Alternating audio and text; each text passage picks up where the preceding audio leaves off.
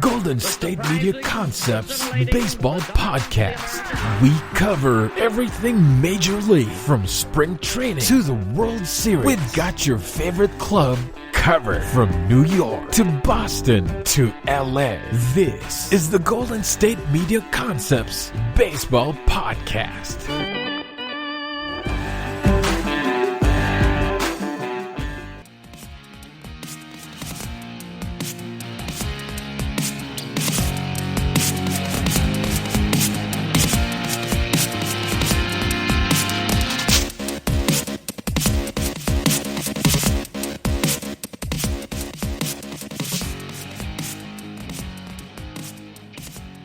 Welcome into another edition of the GSMC Baseball Podcast, brought to you by the GSMC Podcast Network.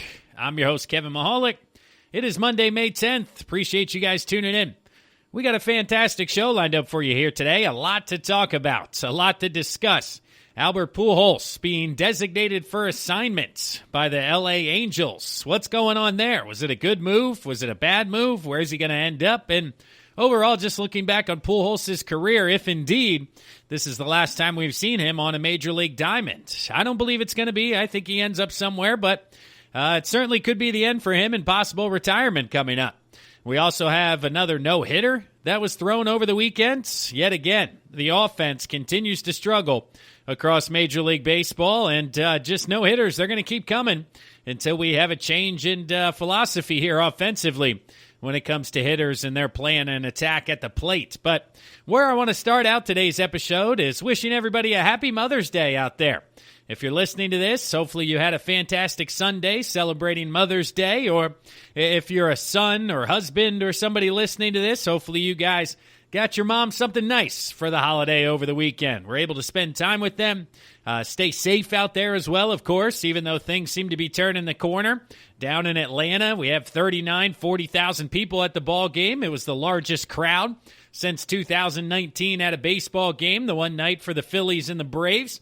Obviously, Sunday Night Baseball here as well, so that's going to put the crowd into the limelight on national television. But hopefully you're staying safe, enjoying Mother's Day. Just want to give a shout out to my mother. I know my mom and dad listen to these episodes. They support me here, continuing to grow my career in the podcasting platform. So shout out to you, Mom. Appreciate you listening. Appreciate everything you've done for me as well as during my baseball career. All you guys listening out there, your moms that had to drive you to practice, drive you to games, buy you cleats, bats, gloves, whatever it may be. They sacrificed a ton of their own personal time to watch you guys play ball out there, and of course they very much enjoy watching that. But again, make sure you say thank you as you get older. You certainly learn to appreciate that more and more, just the time commitment, the monetary commitment, and everything that goes along with being a mom and having a son or a daughter playing softball in this great baseball world, softball world that we're in here. So happy Mother's Day. Shout out to all the moms. And really here in the first segment, I want to look into some of the best performances that have taken place during Mother's Day. This was a little bit difficult to do some research on because Mother's Day, of course, it's Sunday, but the date itself actually fluctuates. So it's not like you can research, hey, May 9th historical performances, because not every year Mother's Day is May 9th. So you have to dive in a little bit deeper to kind of find the top performances out there. But I was able to find a couple of good ones for you guys here that just wanted to bring up and see if you were aware of the history on Mother's Day in their performances. But here in 2021, nothing crazy, no no-hitters, no perfect games, nothing like that. But looking back into the past, there have certainly been some fantastic performances across Major League Baseball. Starting out with, back in 2017, we had, let's see here, Kevin Pillar had a walk-off in 2017 with the Blue Jays against the Marlins. He, let's see, it was a special occasion for him. He had his parents in the building, his wife, and, post-game family pictures at the Rogers Center. Pillar was decked out head to toe. He had a fantastic catch, also hit a walk-off home run. It was just a great day for Pillar, right? He was top-notch for the Blue Jays there that afternoon. Again, nothing crazy with these performances, but just some of the top moments that's going all out. First of all the pink here as well on Sunday for Mother's Day. That's just fantastic. Again, if you watch today, we had Wilson Contreras for the Cubbies behind the dish. All of his catching gear was all pink. You got the pink bats, pink socks, pink gloves, as well as some of the logos. Here Sunday Night Baseball happening between the Braves and the Phillies. They got the pink A on the hats, the pink P. It's nice to watch and nice to see ultimately what's going on. But back in 2016, there was a Bryce Harper outing. That was one to remember. It was a series between the Nationals at the time and the Cubbies. Again, Joe Madden was the manager for the Cubs at the time. Bryce Harper was locked in, coming off an MVP season, and basically said, hey, Bryce Harper isn't going to beat us this weekend. So Chicago had walked Harper 7 times during the first 3 games of the series. But then Sunday on Mother's Day, the Cubbies walked Harper 6 times during that game. 6 different times, and 3 of them were intentional. So basically gave him the Barry Bonds treatment back in the day, where you didn't pitch to Barry, you just put him on, and he had on-base percentages of almost 500 because the guy would walk all the dang time. So 6 walks for Harper, 3 intentional. Also 1 in the extra innings, 12th inning free pass that loaded the bases. His 1 at-bats where he did not get walked that day, he was actually hit by a pitch. So he was on base all 7 at-bats, but conversely, the Cubs ultimately ended up winning the game. Javier Baez hit a walk-off home run in the 13th inning. So they were able to get out of that jam in the 12th, and then Baez gave them the win there in the 13th inning. But just going back to a game, 6 walks, 1 hit by hit pitch, just a crazy, crazy night for Bryce Harper, or for anybody at the plate for that matter, getting the Barry Bonds treatment. In 2012, Joey Votto had himself a day to remember, a pretty unforgettable performance. The Cincinnati Reds welcomed the Nationals to Great American Ballpark, and they had to wait out a 3-hour rain delay. So this one did not start on time. It was pushed back 3 hours, and then Votto hit a solo home run in the first inning. He then added another solo shot in the 4th inning before ultimately hitting himself a walk-off grand slam later in the 9th inning of that day. So a trifecta for Joey Votto. 3 long balls, 2 solo shots, 1 grand slam. Gave them the 9-6 victory over the Washington Nationals that day. And what's kind of amazing about this performance in reference to Joey Votto's career is that this is Joey Votto's only 6 RBI game of his career up until this point. Now, again, this is he may have had one since 2012 till then, but again, it was his only 6 RBI game, and that stood for a number of years afterwards. But just a tremendous day for Joey Votto, getting 3 home runs, including a walk-off grand slam, turned a 6-5 deficit into a 9-6 victory. And that's one way to celebrate Mother's Day, that's for sure.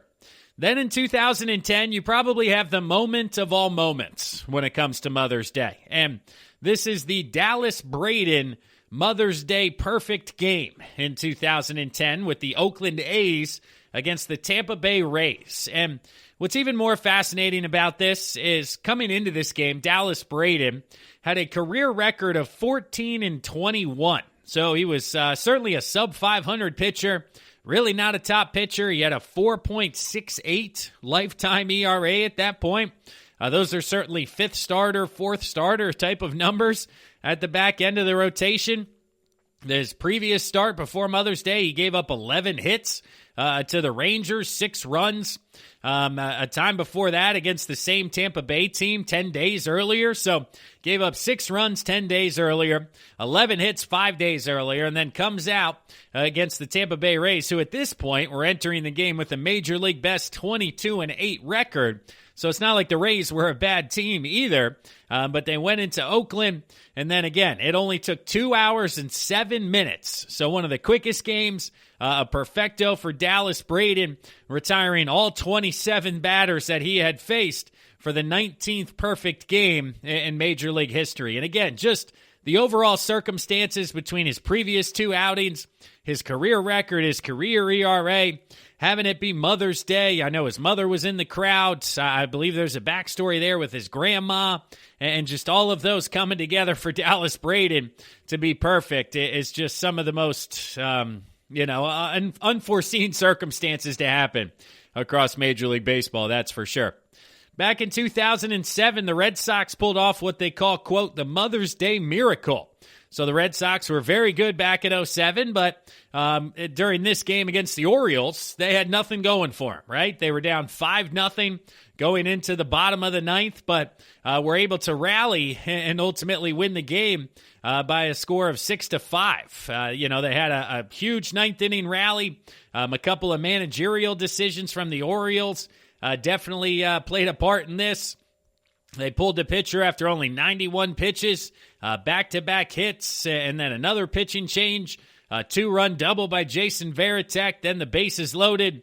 Julio Lugo hit a ball that was botched by the Orioles and ultimately led to a comeback victory by the Red Sox. But again, that's the Mother's Day miracle known up there in Boston, being down 5-0 going to the bottom of the ninth inning. The other team's opposing pitcher absolutely cruising and then ultimately scoring a 6 spot in the bottom of the inning to pull it off. Also in 2007, you had Fred Lewis having a day to remember. He hit for the cycle back in 2007. He started 2007 in AAA, got called back up to the big leagues in May, right at Mother's Day. He was only 5 for 11 the year before, or was 5 for 11, so had a solid call up the year before, but then he went 5 for 6 against the Rockies, where he had a double, a triple, and a home run in the first 5 innings, and then he got himself a single in the 7th inning to ultimately complete the cycle for the Giants at the time. So Fred Lewis, that's a name I don't even know, but the guy hit for a cycle in Major League action back in 2007 on Mother's Day, so I'm sure his mom was proud of that day for sure. Next on the list here, let's see, we have another 2007. Mother's Day was eventful that year, that's for sure. Oakland, obviously, like we talked about. Then you had the cycle being hit, but the Indians also had a nice comeback in that day. A walk-off 3-run home run for the Indians sent them home, and 2007 was one where I could find a couple of different instances where there were some nice performances. In 2006, we had a walk-off home run by Bill Hall on Mother's Day for the Milwaukee Brewers at the time.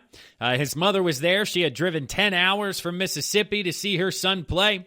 Hall was using a pink bat, of course, back in 2006. This was the first year they were allowed to use a pink bat, but he also had his mother's name engraved on the bat. So stepped to the plate in the bottom of the 10th, 2 outs, nobody on, and hit himself a walk-off home run with a bat that had his mom's name on it.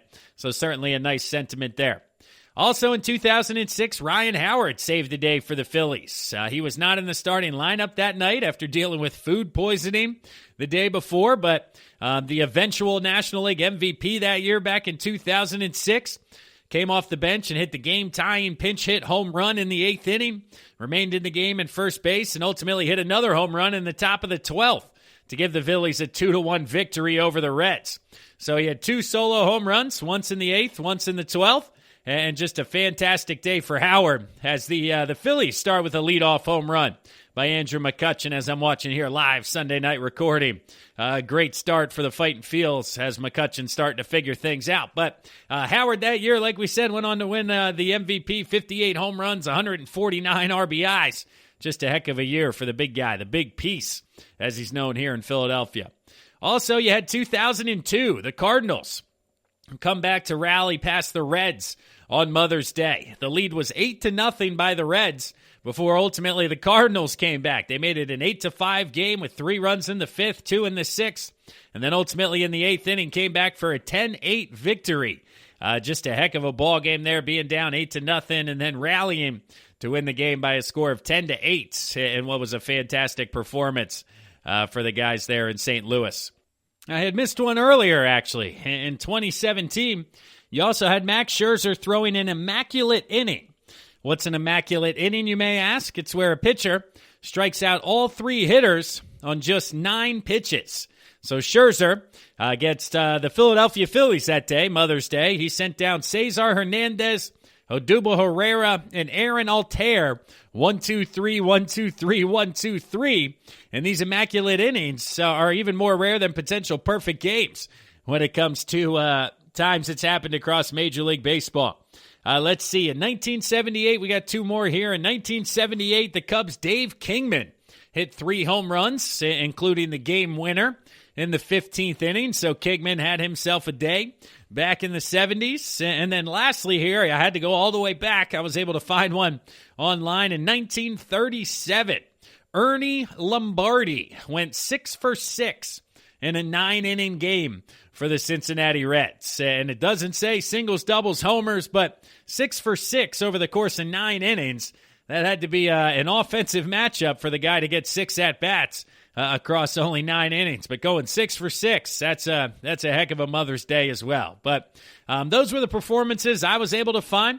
You guys listening out there, if you can think of one that maybe I didn't bring up, if you remember watching a game or, tuning in, let me know in the comments here of the show your favorite Mother's Day memory. But all the pink bats, all the pink gear, all the flowers, all the social media posts, shout out to all the moms out there once again, including my mother as well, for everything that they've done for my baseball career, my life in general, and just, sticking with everybody. We certainly appreciate it, and we want to thank you guys one more time here. So, happy Mother's Day to everybody. That'll do it here for segment number 1 of the GSMC Baseball Podcast. We'll step aside here now for a word from one of our sponsors and one of our sister shows, but when we come back, we're going to talk Albert Pujols. What's going on there? Is he done, or is somebody going to give him another look? Stick around, find out. This is your ultimate stop for everything sports. The Golden State Media Concepts Sports Podcast. Should I say more? From the NFL, MLB, the NBA to MMA, it's all in here. The Golden State Media Concepts Sports Podcast. Listen now.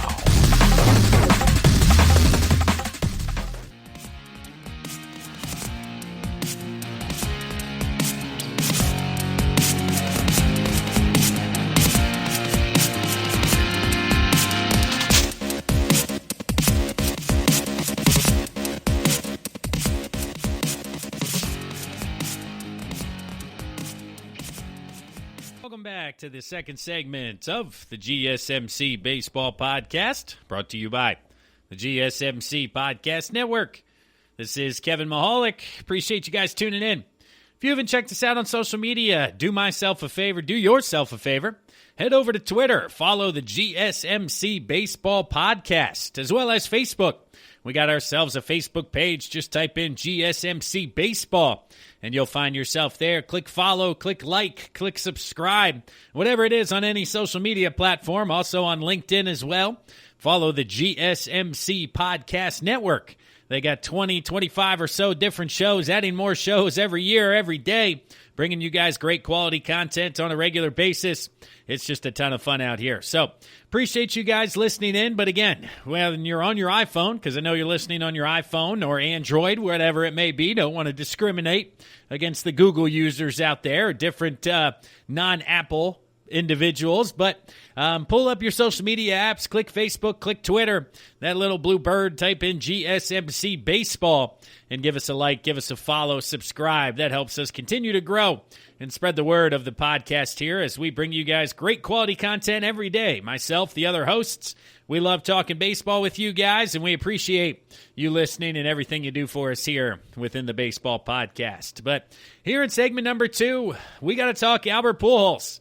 Albert Pujols was designated for assignment by the LA Angels this past week since I talked to you guys last Thursday. And honestly, I have mixed emotions on this, right? Like, there's the player in me, there's the fan in me, and then there's the front office person in me, right? Like 3 different kind of outlooks on ultimately what's going on here. First, from a player's perspective, Albert Pujols.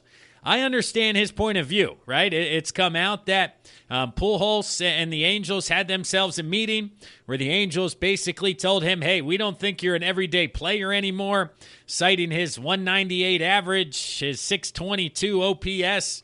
He hasn't been very good for a year and a half now, dating back to 2020. And from a player's perspective, you're going to fight that. You're going to say, hey, I got 6 home runs. I changed my diet. Things are going well. I'm turning a corner. I'm seeing the ball better, whatever it may be. And you want to be an everyday player still, right? So they're going, hey, maybe you come off the bench. Maybe you help us occasionally. And for somebody with as much pride and as much of a, back of the trading card, right? All the stats and the history and a first ballot Hall of Famer, all of that with your name, if you're Albert Pujols, you're really not going to agree to that very quickly. So apparently there's been a report out there by Bob Nightingale citing a couple anonymous sources that Pujols and the Angels went at it pretty good. Well, both sides have come out and denied this. The Angels, Joe Maddon came out and says he does not want to be a bench player of any kind. He's got a lot of pride. He also said that, yes, I'm hearing the reports out there that people have said, but that's not actually what I witnessed. I had a very nice conversation with Albert. He did not throw anything. He did not yell, kick, scream, whatever you want to call it.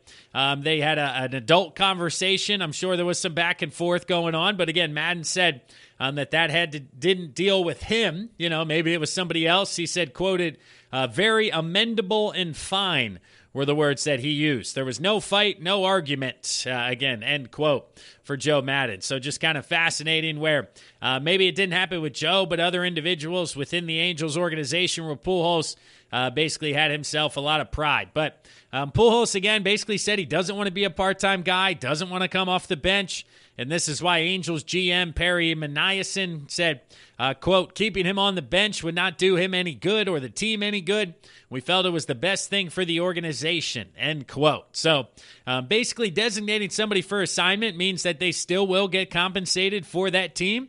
So Pujols still going to get $30 million this year, and Angels owner Art Monero is going to be, or Moreno is going to be the guy on the hook for that. But this also opens up the everyday lineup to get Jared Walsh as the full-time first baseman and allows Shohei Ohtani to become that full-time DH. And, Pujols, he said he doesn't want to retire. He wants to keep playing, and he doesn't want to be a glorified pinch hitter. But sometimes after 24, 48, 72 hours, things kind of settle down. Maybe Pujols kind of looks in the mirror and says, okay, there aren't any other options across Major League Baseball for me to be an everyday player, especially with the designated hitter not being in the National League this year. It kind of limits his ability. And, he's not a great first baseman anymore. He's kind of really lacking that defense. So DH is really only his option, which, again, limits you to half the league. And then all of a sudden, a lot of those guys usually have designated hitters because they don't anticipate somebody like Pujols becoming available, during the middle of the season. But, again, on the flip side, the organization's kind of doing them dirty, right? Basically saying, hey, we're going to give you $30 million to go away here. A few other fellow Hall of Famers or future Hall of Famer for Albert Pujols. Pedro Martinez came out and said it was shameful the way that the Angels treated you and your legacy today, not allowing him to go out on his own terms, 21-plus years. Again, first ballot guy, 660-plus home runs and RBIs, things like that. David Ortiz also sent out an Instagram post, said that he doesn't agree with the move. It's devastating for fans and a player in the business for somebody as special as Pujols to be treated like this. So, ex-players, you're not going to like it if you're strictly on the player side. But from an ownership side, you can see kind of that silver lining of saying, hey, we're going to let you go, see if you can find a job somewhere else, because basically at our employment opportunity, at our company, we've decided this is going to be your type of role moving forward. And if you're not willing to accept that, we're still going to pay you, but we're going to let you try to do it somewhere else. So it's kind of that catch-22 on ultimately, how you feel, where you stand, if you're on the player side, if you're on the ownership side. So a fascinating end for Albert Pujols. But, overall, just looking at his stats, right, pulling up some baseball reference. Of course, he had 11 years in St. Louis, followed by the previous 10 years. This was year 10 out there in Anaheim. And, yes, his contract for the Angels has to be a disappointment, right? They didn't have any postseason victories during his time there. He was an all-star for only 1 year out in Anaheim, and even that year wasn't tremendous when it came to the batting average. Did have 40 home runs, 95 RBIs, and his highest MVP finish was 17th back in 2014. And you look back during his time in St. Louis, he was an MVP 3 times, finished runner-up 2 more times, so top 2 MVP 5 different times. He also won 2 Gold Gloves. He was an All-Star, it looks like 9 times out of 11 years. And again, Rookie of the Year, another MVP 2. MVP 2, 2, 3, 1, 2, 9, 1, 1, 2, 5. So the guy was a top 5, top 10 player in all of baseball pretty much 9 out of the 11 years during his time in St. Louis. He had a career .328 batting average, 445 home runs, 1,329 RBIs, 2,000 hits, 455 doubles. I mean, the guy was a machine, right? That's why he was titled Albert the Machine. And ultimately did the Sports Center commercial, things like that. So then you fast forward to his time in L.A., again, 10 years compared to 11. But his career average out in L.A. was .256. He only had 222 home runs, 783 RBIs, 1,180 hits, 214 doubles. So, it was a tough break for him, and ultimately definitely a bit of a disappointing contract out there for the Angels. And the Angels weren't the only ones who offered him a huge deal when he was leaving St. Louis. The Cincinnati Reds offered him a ton of money. The Miami Marlins offered him a ton of money at that point. So there were a couple different guys or a couple different teams that ultimately wanted Pujols at that time. But when it comes to big deals, is Pujols, is this the worst contract of all time when it comes to 10 years, $200 million plus? Just quickly wanted to bring up some of the other guys and how they ended. Of course, you had Alex Rodriguez kind of getting all this started. His 10-year, $252 million with the Rangers.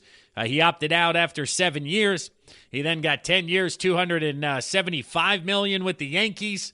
He did win 1 World Series there in 2009, but then had a 1-year suspension. On top of that, hit just .269 over his final 8 seasons.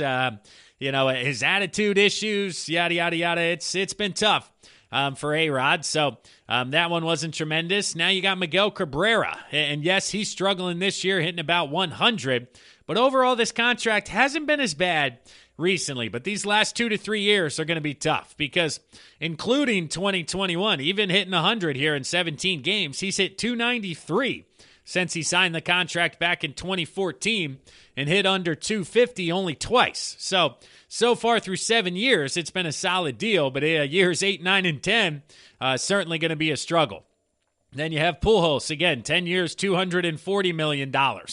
Really struggling out there, ultimately let go at the end of the deal. You had Prince Fielder, 9 years, $214 million. And of course, he was traded from the Tigers to the Rangers, and then just a few years later had season-ending neck surgery, which ended up ending his career as well. So a tough break for Fielder, and he didn't live up to that contract. Then you got Clayton Kershaw. 7 years, $215 million. He's got a 3.03 ERA overall during the lifetime of the contract. Of course, finally winning the World Series. Everybody believes it's worth it. So a good deal there for Kershaw. Robinson Cano, 10 years, $240 million with the Mariners. You got a couple of PED suspensions there. A trade to the Mets during that contract as well. So not a great deal for Cano when it comes to signing him for that long term. Joey Votto with the Reds, 10 years, $225 million. He was an MVP candidate for a number of years, and he's slowly kind of declined here later on in the deal. Max Scherzer, 7 years, $210 million with the Nationals. He's been very good. Again, 2 Cy Youngs, 5 All-Star berths, 3 strikeout titles, 2 no-hitters, a 20 strikeout game, 2 immaculate innings, a World Series ring. So that's probably the best deal out of the bunch thus far when you're looking at the deal. Then you got David Price, who's he's been okay, not great. He had a couple of good years here, but now in the bullpen, potentially the rotation for the Dodgers, an interesting conversation. And then the most recent ones, again, to be determined, right? Mike Trout, 12 years, $420 million. We'll see how that pans out. Giancarlo Stanton, 13 years, $325 million. Bryce Harper, 13 years, $330 million. Manny Machado, 10 years, $300 million. Nolan Arenado, 8 years, $260. Fernando Tatis Jr., Francisco Lindor, Garrett Cole, Mookie Betts, all of these guys having these big-time deals. It's going to be fascinating to see ultimately how these end up moving forward. But back to Albert Pujols. Is he done? Is he going to play anywhere else, right? Is this the last we've seen of Pujols? Are they going to do him dirty and not let him get kind of his swan song here or his right send-off that he deserves? Well, where are the potential landing spots ultimately that Pujols could end up? There's a couple of them out there, right? A lot of people are pointing to the Chicago White Sox just due to the Tony La Russa connection. I mean, La Russa managed Pujols for his entire 11 years there. The White Sox have had some injuries, Jimenez, Luis Roberts, etc. But, Pujols doesn't play the outfield. And they got Yerman Mercedes tearing up the ball, right, at the designated hitter. Jose Abreu at first base. So there really isn't an everyday spot for him there. And he said he doesn't want to come off the bench. You got the Cincinnati Reds. Joey Votto broke his thumb. He's going to miss several weeks. They could go with Farmer, Moustakas, Blandino. None of them are ideal. So, Pujols, would he want to play every day for a month and a half until Votto comes back? I mean, I don't know, but that's an option. Then you got the Cleveland Indians. I mean, the first base combination of Jake Bauers and Yu Chang has combined to hit 189 with 0 home runs. And in the American League, that's absolutely fascinating. But again, they've been no-hit twice, which we're going to talk about more in the next segment. So Pujols being in the AL Central, being with the Indians, that looks to me like it may be the best available option for him at this time. For the Yankees, Luke Voit working his way back from knee surgery, and in the interim, first basemen have only hit 159. So could Pujols potentially go there until Voit returns and then be relished again to the bench because you got Stanton at DH? So it's not a good look, right? That's not what Pujols wants. Then you got the Cardinals trying to do the swan song. I mean, Paul Goldschmidt's the first baseman. There's no DH spot. You kind of got Matt Carpenter coming off the bench. So, ultimately, I think the Cleveland Indians are going to be the top spot for him potentially here moving forward. So I have also heard the Tampa Bay Rays being an option. Let's see here. The Rays, sign him cheap, trying to get a run out of him. Yandy Diaz is first base, but he's hitting 260. So they could use potentially an upgrade there. Or you got the Seattle Mariners. I mean, they're a surprise team. They're over 500. Evan White has been at first base, but he's hitting just 141. So maybe bring in Pujols to mentor Evan White and potentially bring him along. So I like the Cleveland Indians as really the only potential spot here. And Pujols' argument is really the fact that, his expected batting average is 273. Even though he's hitting 198, expected slugging's 533. He's only slugging 372. So it does look like he's had a tough break here early on. But again, retirement's probably the top option for him unless he kind of comes to his senses here and realizes that, maybe coming off the bench, pitch hitting from time to time isn't the worst thing in the world when it comes to extending his career throughout this summer and being able to go out more along the way he deserves and more along the ways that he would like. But it'll be interesting and fascinating to see where he ends up here over the next week or two, and if anybody takes a flyer on Albert Pujols being a power hitter off the bench. But that'll do it here for segment number 2 of the GSMC Baseball Podcast, brought to you by the GSMC Podcast Network. I'm your host, Kevin Mahalik. Appreciate you guys tuning in. We're going to step aside here now for a word from one of our sponsors and one of our sister shows. But when we come back, another no-hitter. What is going on? Stick around and find out. Tired of searching the vast jungle of podcasts? Now listen close and hear this out. There's a podcast network that covers just about everything that you've been searching. Hey! The Golden State Media Concepts Podcast Network is here. Nothing less than a podcast bliss with endless hours of podcast coverage. From news, sports, music, fashion, cooking, entertainment, fantasy, football, and so much more. So stop lurking around and go straight out to the Golden State Media Concepts Podcast Network. Guaranteed to fill that podcast itch. Whatever it may be. Visit us at www.gsmcpodcast.com. Follow us on Facebook and Twitter, and download us on iTunes, SoundCloud, and Google Play.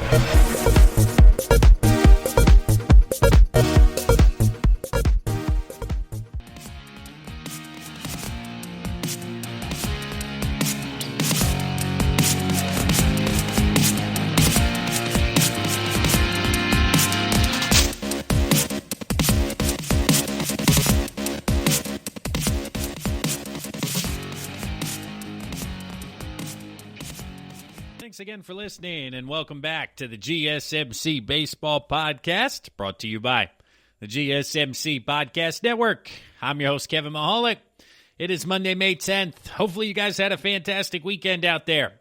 Before we dive into Wade Miley's no-hitter and get you guys up to date on some injuries that have taken place over the weekend, I want to ask you guys to please rate and review the podcast. Wherever you're listening to this, Apple Podcasts, Stitcher, we're on Spotify. I listened to a few episodes on Spotify for the first time over the weekend. If you can just hit follow, like, subscribe, give us 5 stars on Apple Podcasts, leave a comment, leave a review. That helps us continue on that algorithm within Apple Podcasts, news, noteworthy, all that type of good stuff. That'll help us continue to climb as we're working our way up through the best baseball podcasts available out there for you guys on a daily basis. So wherever you're listening to this, scroll down, hit that like button, please rate and review, as well as share us with one of your friends. Hit those 3 little dots, hit share, send a text, say, hey, check this out. Kev talks about Mother's Day. It's a fantastic episode.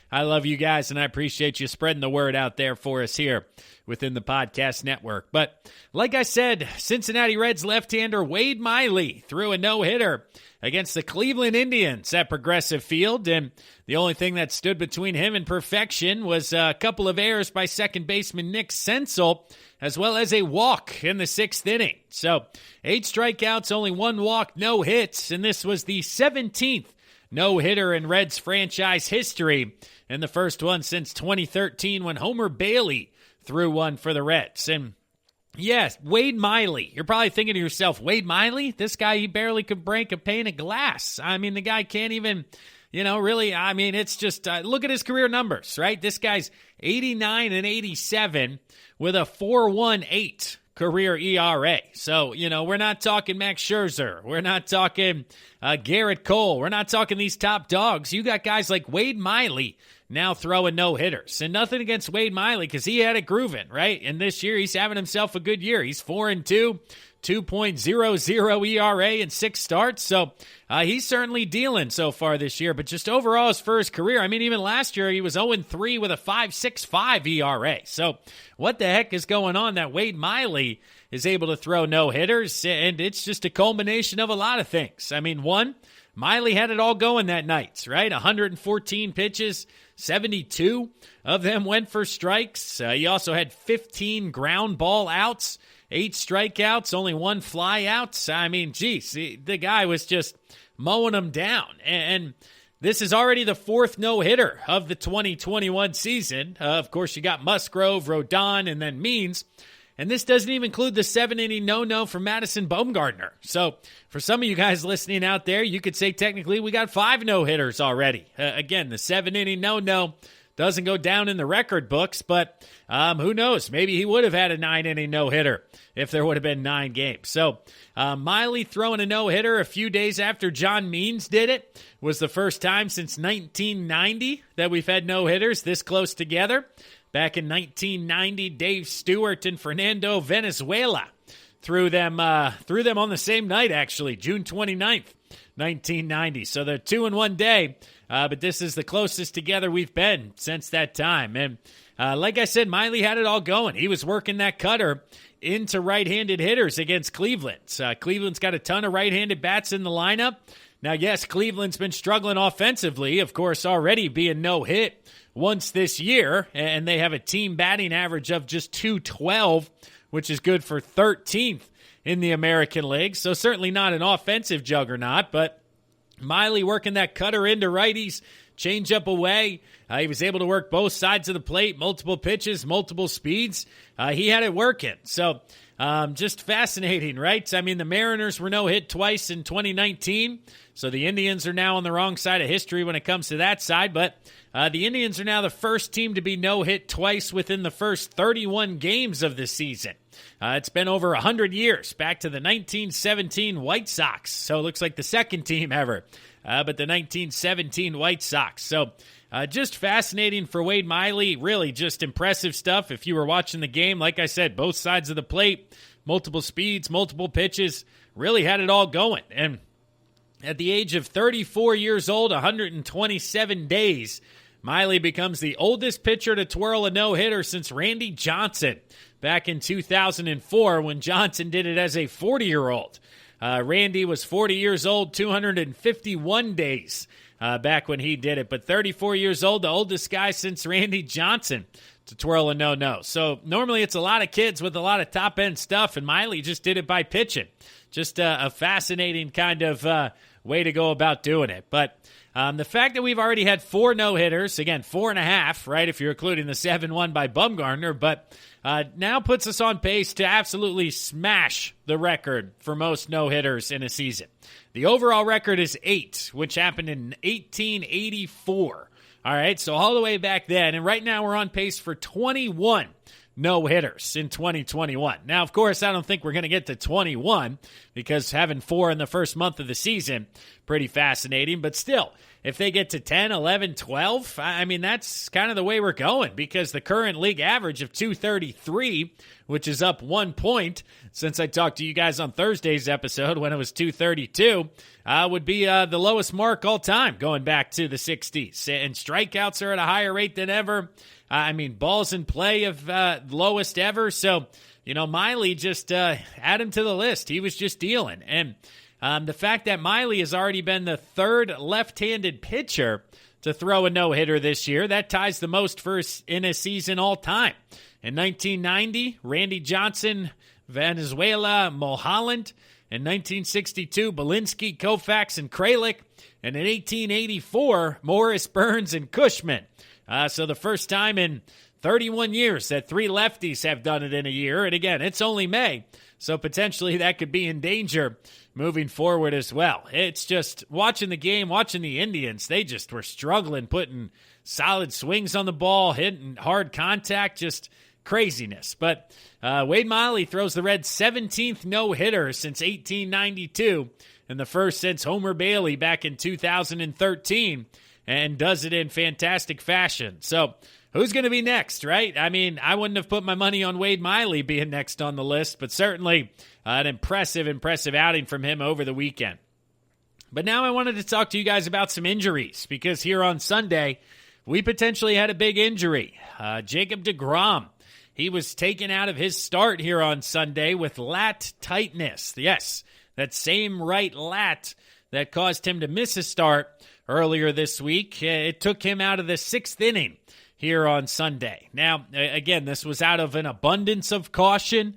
Everybody loves to use that phrase, that saying, because it wasn't anything severe. He is going to get an MRI in the next couple of days to kind of see what's going on there. But he had tightness. He came out for the 6th inning. He threw 2 warm-up pitches and basically called the trainers out and was like, yeah, I'm not going to keep going here. So that's a really tough break for the Mets because it's just, injury to insult, right? It's one of those things where they also had a potential scuffle in the locker room. Again, between Francisco Lindor and his teammates, and they had a wild explanation between Jeff McNeil and Lindor. Lindor came out and said they were talking about whether or not they saw a rat or a raccoon in the hallway going back to the locker room. And we both know that's a load of BS because Friday night, Lindor and McNeil, they disappeared down the tunnel. That's the word I'm looking for there, down the tunnel. And you could see something was going on because you couldn't see McNeil, you couldn't see Lindor.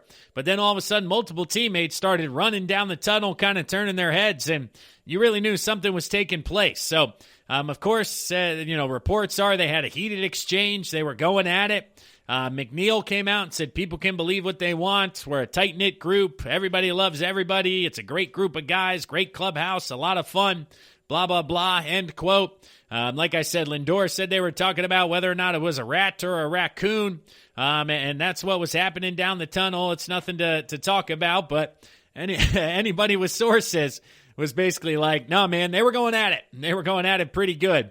And Lindor hit his first home run in a long time after that, so maybe that's what he needed to get fired up and figure things out here again. But tough to be a New York Met fan right about now. Lindor really struggling, fighting between teammates, and then now a potential Jacob Degrom injury where I would assume he's going to be out at least a couple of weeks. I think he's going to miss a couple of starts, so the 10-day IL is probably looking likely for Degrom. Now, again, we'll find out if it's serious based on the MRI here in the next couple of days. But ultimately, just any sort of ailment is not going to be good for the rest of this summer for Degrom. For the Chicago Cubs, Jake Marinsnick, he exited Sunday's game against the Pirates due to a right hamstring strain. He was chasing a fly ball down, and nobody knows how severe the injury is just yet. But again, those soft tissue muscles, those hamstrings, those quads, they can fight you for a long time. Jake Arrieta, he threw a bullpen session this weekend without any issue. Looks like he's going to throw off the mound and potentially could be back the following series against the Tigers. So the next time through the rotation, we could see Jake Arrieta back for the Cubs. For the Pittsburgh Pirates, speaking of the Cubs and Pirates, Cabrian Hayes, he's been on the injured list since April 4th. He got moved to the 60-day injured list because the club thinks that he's going to need some build-up work. They're not going to try to rush him back like they did previously and give him some time to build up that stamina.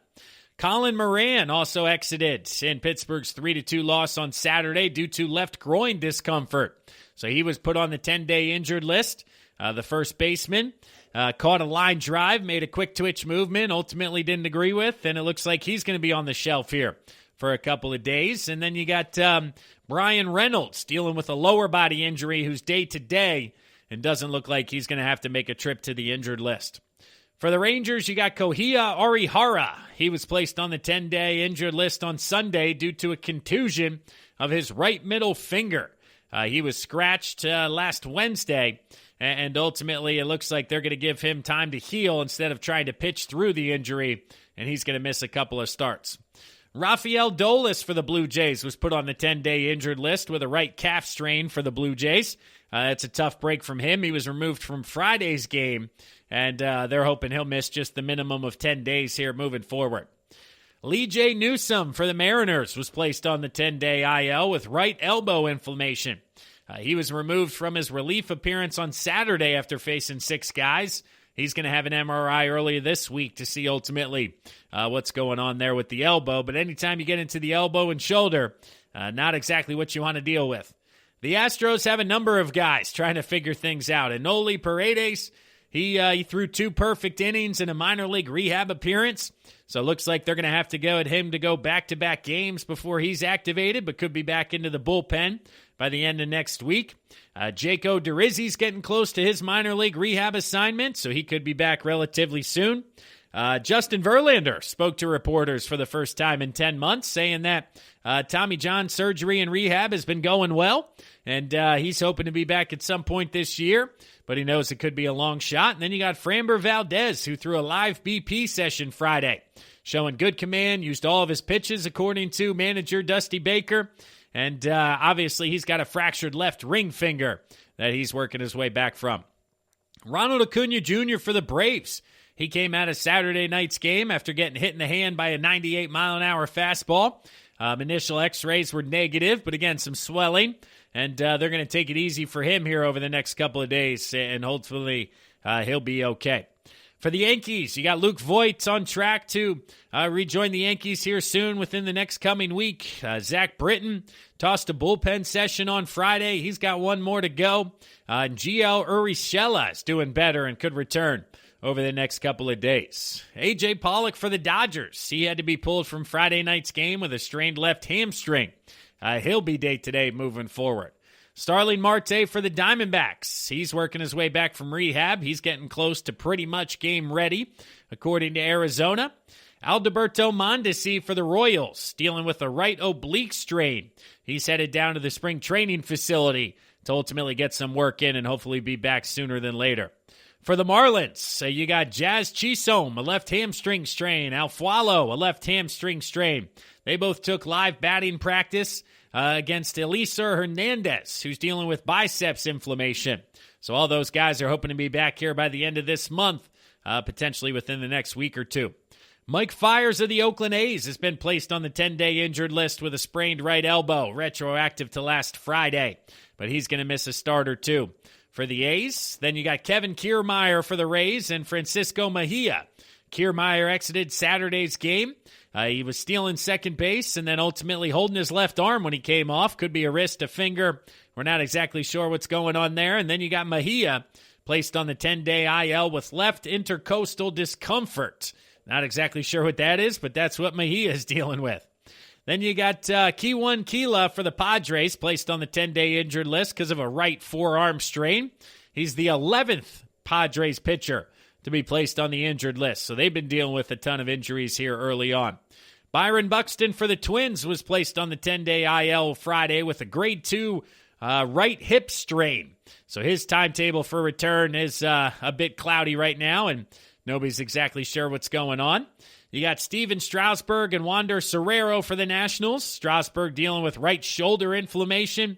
He's dealing with a throwing program now. Going to throw a simulated game here in the upcoming week. And then you got Serrero dealing with a left oblique strain.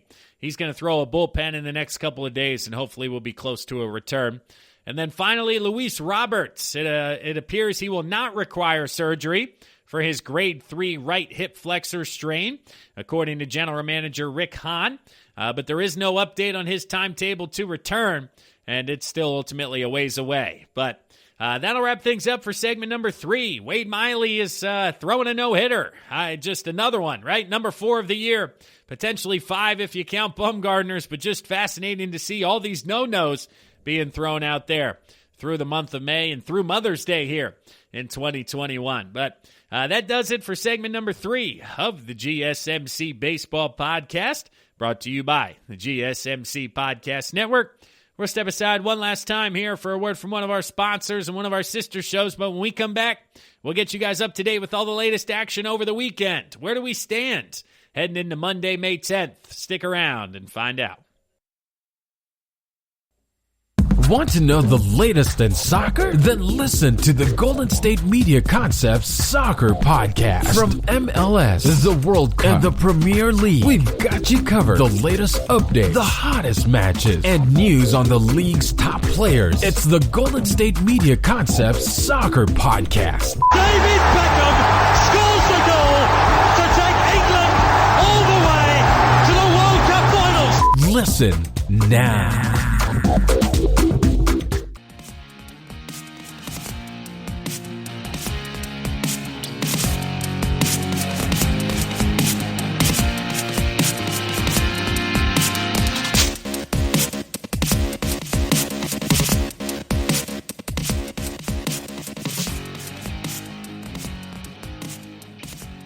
Welcome back to the fourth and final segment of the GSMC Baseball Podcast, brought to you by the GSMC Podcast Network. Appreciate you guys listening in. Let's jump right into it, getting you guys up to date on where we stand here as of Monday, May 10th, coming off the weekend of baseball, jumping around the league, starting out with the American League East. And honestly, based on run differential, this is the best division in all of baseball. We got 4 teams that have a positive run differential. Only one other division has 3, and this is the only one with 4 to this point in the season here. And the Boston Red Sox still lead this division at 22-13. They've won 4 straight games. They took the first 3 games against the Orioles in a 4-game set. They have one more game here on Monday, followed that by 2 out of 3 with the Tigers, or before that, 2 out of 3 with the Tigers. So 22-13 for Boston as they continue to just pour it on here. They got the best winning percentage in all of baseball. So the top team right now, the Boston Red Sox, certainly something that I would not have predicted and did not predict coming into this year. In second place now, we got the New York Yankees. They're figuring it out, 7-3 in their last 10. They've won 2 straight, couple of series in a row here. They swept the Tigers, then 2 out of 3 against the Astros, followed that up by 2 out of 3 against the Nationals, and things are starting to come together in New York. They had back-to-back walk-off victories at home against the Nationals, so a fantastic series in the Bronx over the weekend, and they now follow that up with a trip to the Tampa Bay Rays, who are in third place in the division, and they have a +1 run differential. So 6-4 in their last 10. They've started to figure things out in a big series coming up here with the Yankees, but the Rays had won 5 straight before losing 2 out of 3 to the Athletics. But overall, in the 7-game road trip, 5-2. So a nice trip for the Rays as they head out west, and now they'll return home to face off against the New York Yankees, a couple of games over 500 for the first time this year, starting to play some good baseball there in Tampa Bay. In fourth place, you have the Toronto Blue Jays at 17-16. 6-4 in their last 10. They did drop a series to the Astros over the weekend after winning a series or splitting a 4-game series against the Athletics right before that.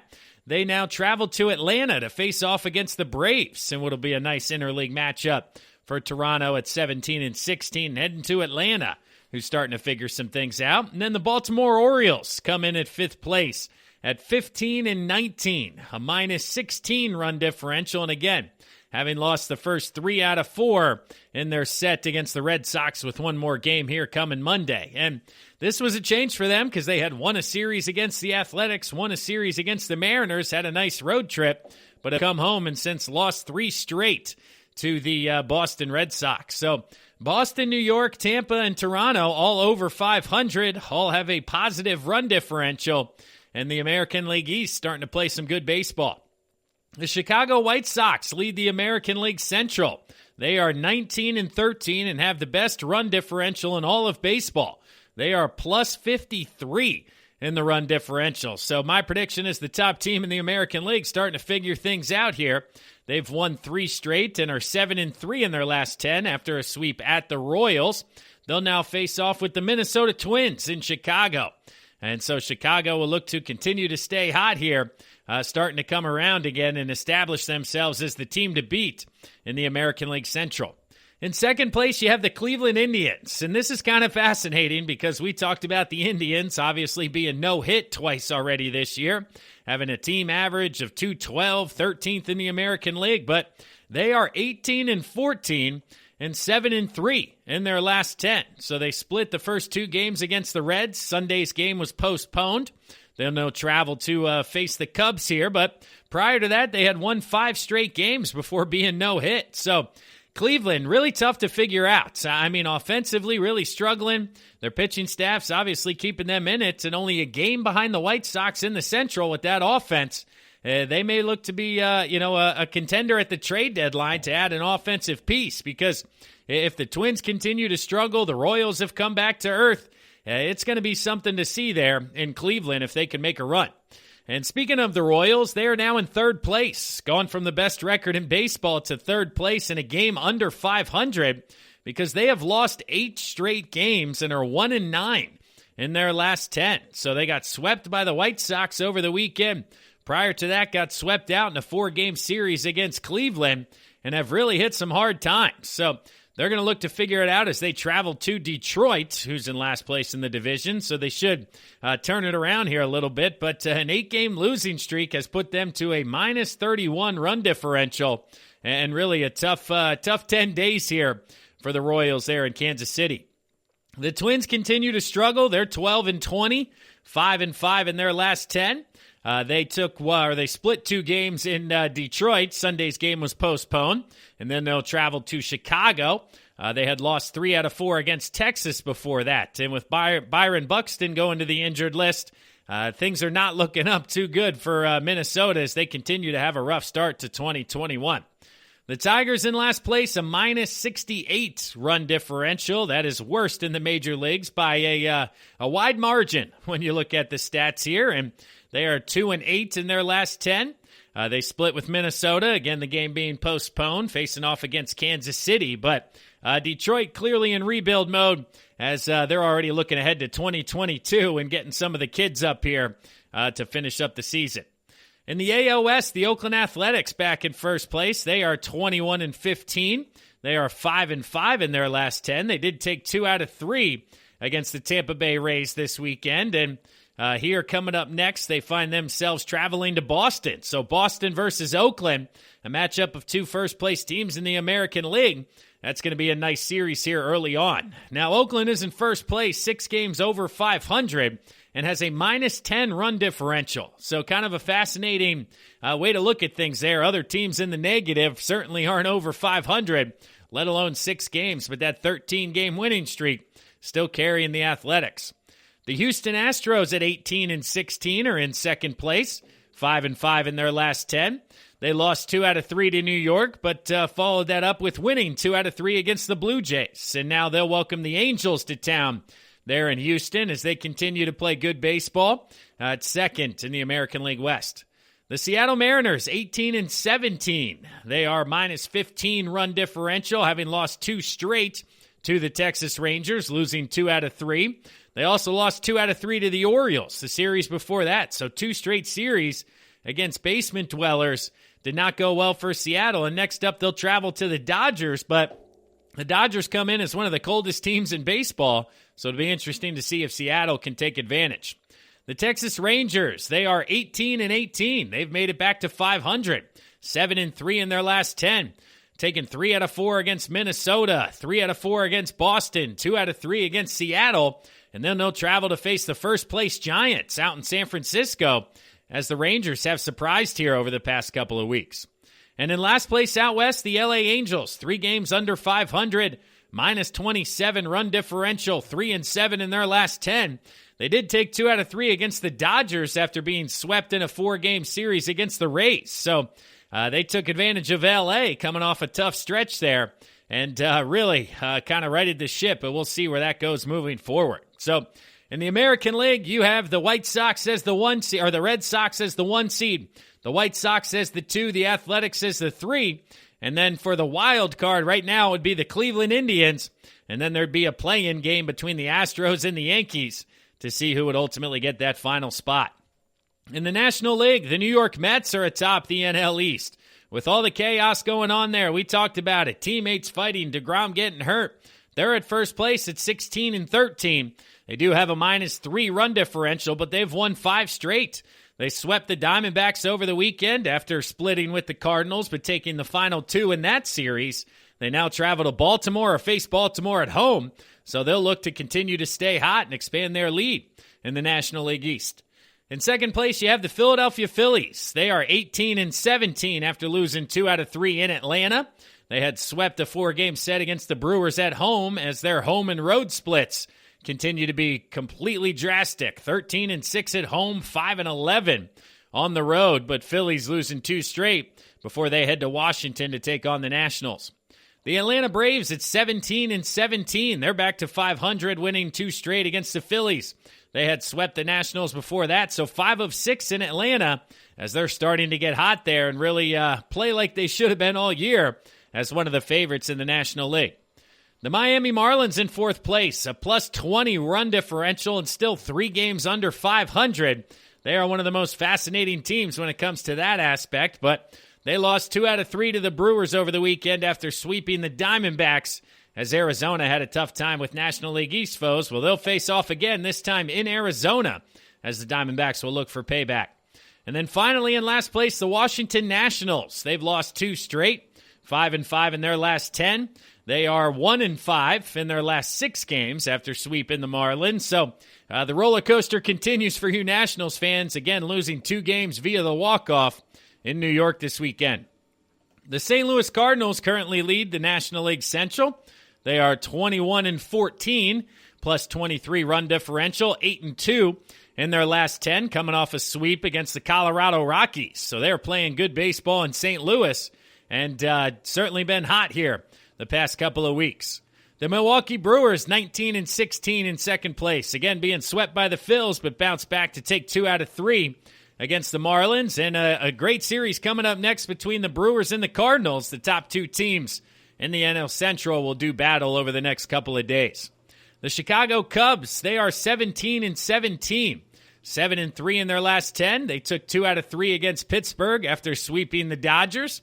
Then they'll travel to Cleveland to take on the second-place team in the AL Central. The Cincinnati Reds, 15-16, 6-4 in their last 10. They split with Cleveland, had Game 3 rained out. They'll now travel to Pittsburgh to take on the Pirates as they continue to hover around 500. Speaking of those Pirates, they're in last place at 14-19, minus 30 run differential.